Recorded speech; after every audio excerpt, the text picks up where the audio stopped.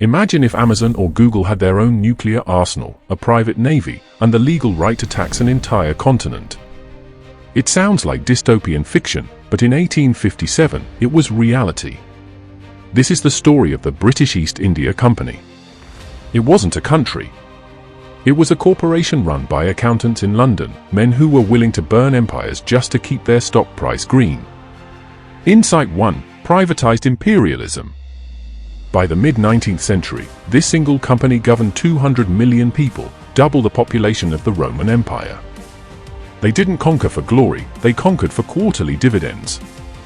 They invented the concept of corporate warlords, enforcing their rule not with patriotism, but with a private mercenary army twice the size of the British Royal Military.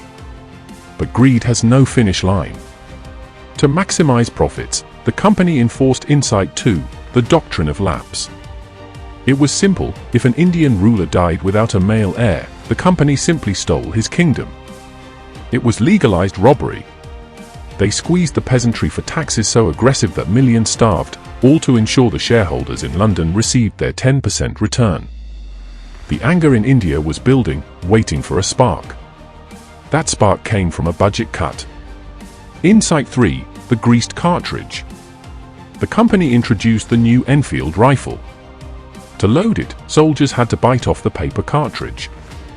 Rumors spread that the grease used was a mixture of cow and pig fat, insulting both Hindus and Muslims. To the board of directors, it was just cheap grease. To the soldiers, it was a war on their souls.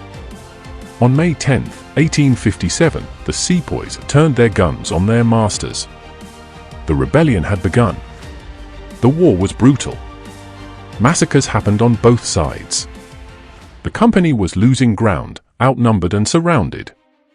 But they had a secret weapon that the rebels ignored. Insight 4, the telegraph. While the rebellion was fragmented and uncoordinated, the company used the telegraph to move troops with lightning speed.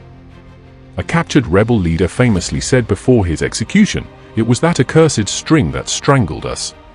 Military victory couldn't save the bottom line. The cost of crushing the rebellion was astronomical. Insight 6, financial bankruptcy. The most powerful company on earth ran out of cash. They went to the British government for a bailout. But this time, the answer wasn't no. In 1858, the Government of India Act was passed. The company was nationalized, its army absorbed, and its rule ended. The corporate beast was finally put down. The British East India Company is gone, but its ghost remains. It taught history a painful lesson. Insight 7, the end of corporate rule. When profit is the only law, the result is always blood. Which modern corporation do you think holds too much power today? Tell us in the comments. Don't forget to like and subscribe to the 7th Archive as we continue to expose the hidden costs of history.